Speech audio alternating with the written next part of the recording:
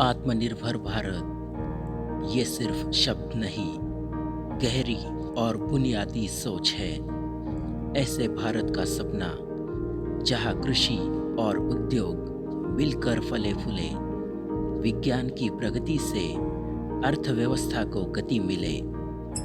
YouTube पर पहली बार स्वदेशी उद्योग और देश प्रेम से भरी आत्मनिर्भर भारत की अनसुनी कहानियाँ एक्सप्लोर एंड नो मोर पर आज बात करेंगे स्वदेश प्रेमी देशभक्त उद्योगपति जमशेदजी नुसरवानजी टाटा के बारे में, जिनका जन्म 3 मार्च 1839 में गुजरात के नवसारी गांव में हुआ।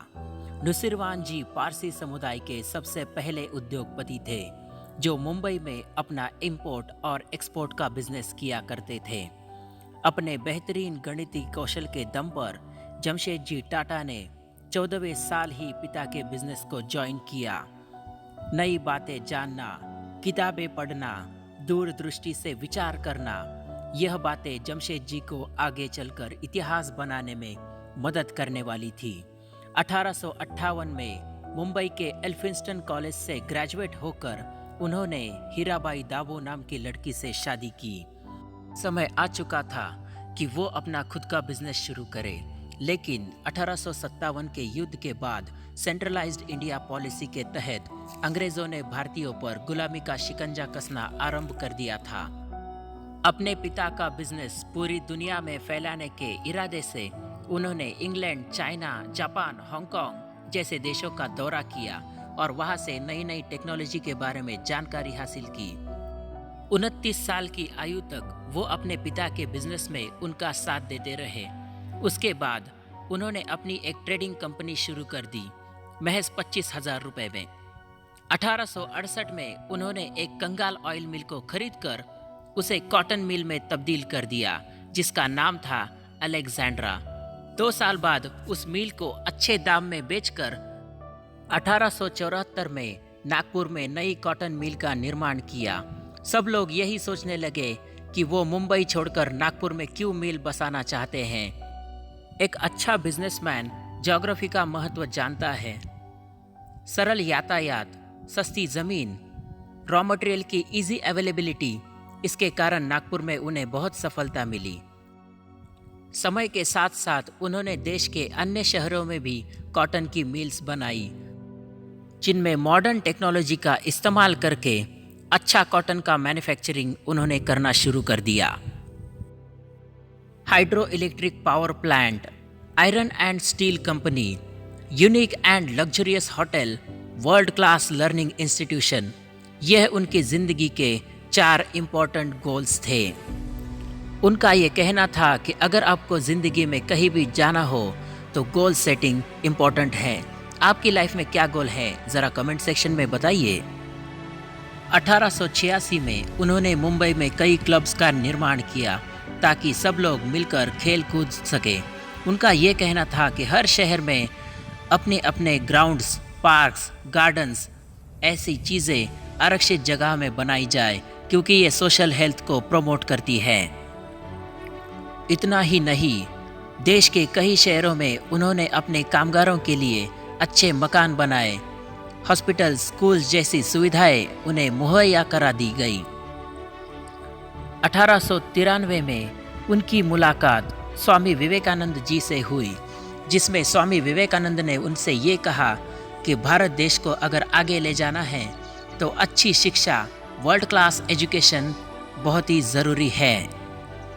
इसी बात को लेकर उन्होंने अपनी वर्ल्ड क्लास लर्निंग इंस्टीट्यूशन बनाने का सपना देखा। 1895 में गांधी जी ने छेड़े हुए स्वदेशी आंदोलन में उन्होंने हिस्सा लिया और खुद की कॉटन मिल बनाई, जिसका नाम था स्वदेशी मिल। वर्ल्ड क्लास टेक्नोलॉजी के इस्तेमाल से कॉटन का ऐसा प्रोडक्शन किया जो मैनचेस्टर में बने हुए कॉटन से भी अच्छा था। इसी कारण भारत में स्वदेशी वस्तुओं की मांग बढ़ने लगी। जमशेदजी एक सच्चे देशभक्त भारतीय थे। वो ये चाहते थे कि भारत में औद्योगिक क्रांति हो, भारतीय लोग पूरे विश्व की ज़रूरतें अपने उद्योग और व्यापार के जरिए पूरी करे और देश को आत्मनिर्भर बनाए। अपने कामगारों को well ventilated work place provide करना, पेंशन, प्रोविडेंट फंड जैसी सुविधाएं देकर टाटा ने अपने कामगारों का दिल जीत लिया। वो एक तत्वनिष्ठ उद्योगपति थे। वो ये जानते थे कि हम जो भी कुछ कमाते हैं वो समाज के कारण ही कमा पाते हैं। इसीलिए उन्होंने तय किया कि अपनी कमाई का कुछ हिस्सा समाज के पिछले वर्गों के लिए इस्तेमाल किया जाए। तभी से भारत देश में CSR, कॉरपोरेट सोशल रिस्पॉन्सिबिलिटी का दौर शुरू हुआ। इसका मतलब ये कि हर कंपनी अपनी आय में से कुछ प्रतिशत रकम समाज के हित में खर्च कर दे। उनका एक वाक्य बहुत ही प्रचलित है, a country with independence needs science and technology well business environment for protection of its independence. इसका मतलब ये कि हर एक देश को अपनी आज़ादी की रक्षा के लिए साइंस एंड टेक्नोलॉजी और उद्योग में आगे रहना आवश्यक है।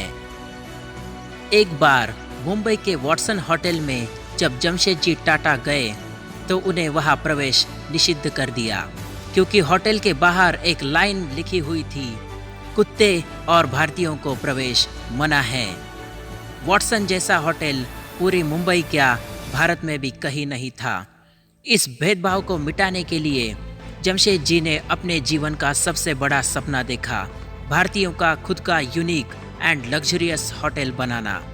3 दिसंबर 1903 को मुंबई के गेटवे ऑफ इंडिया के नज़दीक the Taj Mahal palace hotel को बनाकर उन्होंने अंग्रेज़ों को मुंह तोड़ जवाब दिया।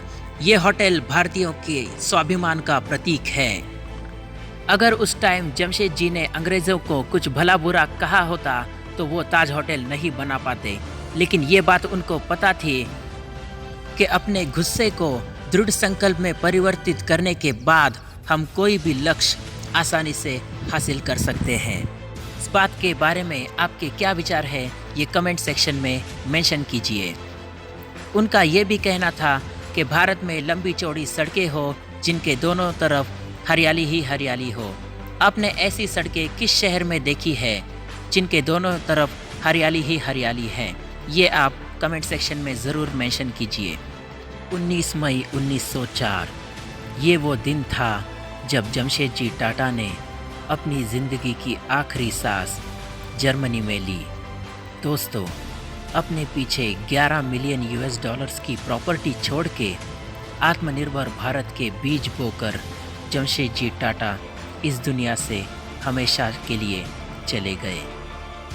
आपने उनकी ज़िंदगी से क्या सीख ली? आत्मनिर्भर भारत के बारे में आपके क्या विचार हैं, ये आप कमेंट सेक्शन में ज़रूर मेंशन कीजिए।